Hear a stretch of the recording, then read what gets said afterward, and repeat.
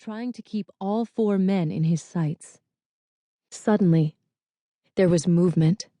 Lots and lots of movement. All 4 men rushed Zane at the same time, each of them holding something in their hands. Metal. They were holding metal bars in their hands, and without hesitation, they began slamming them against Zane repeatedly as he tried desperately to fend them off. V watched in absolute horror as Zane stumbled to the ground before pushing himself back up again. "No!" V screamed, pushing back to her feet and stumbling yet again as she tried to get closer. "Stop!" The words never stopped coming. She kept screaming over and over, trying to get closer, but unsure what to do. For a fraction of a second, she looked down at her hands, wondering where her cell phone was. She needed to call for help, but it was nowhere to be found. Pushing back up to her feet, her adrenaline racing like a freight train through her bloodstream now, V ran directly into the melee, watching as the 4 men continued to attack Zane with the weapons they wielded over and over.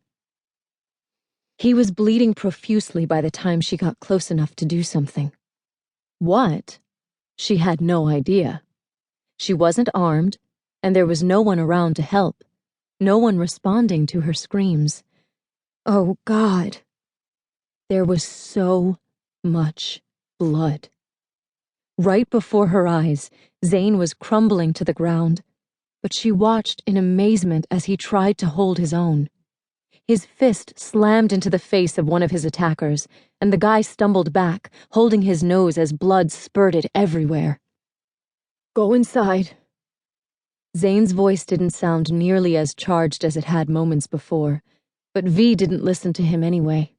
She had to do something. She had to help. Continuing to scream, she ran forward, lunging into one of the guys closest to her and slamming into his back, knocking him sideways. Before her brain could tell her feet what to do next, V felt herself falling, her feet unable to hold her up as she went flying backward, landing with a hard thud on her back, knocking the breath from her chest as her head slammed into the ungiving ground. She tried to get up, but the pain was intense. Opening her eyes, a wave of dizziness crashed into her. V watched in absolute terrified horror as Zane was beaten over and over again by 3 of the 4 men standing in her yard. He wasn't moving. He wasn't trying to get up, and the loud screeching sound was making her brain hurt more. It was her. She was still screaming at the top of her lungs. Trying to pick herself up off the ground was harder than she expected, but she managed to make it to her knees, a wave of nausea rushing over her and making her drop her head to the ground. The sound of metal against bone and flesh was too much. The sickening crunch echoed all around her, and she knew they were still hitting Zane, although he wasn't moving. She lifted her head enough to see that they were now kicking him, punching him, time and time again. She tried again to get to her feet, but she fell. Her head was pounding from where she'd hit it on the ground, but she had to get to Zane. She had to stop them. The next thing V knew, there were more people.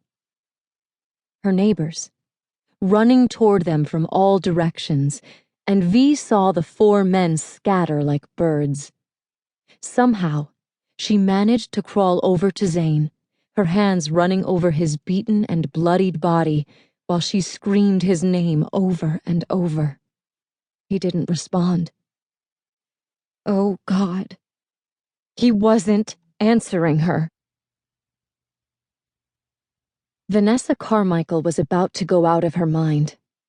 Despite the fact she was the one who called 911, or that she was the one who told the police all of the gory details, no one was telling her anything.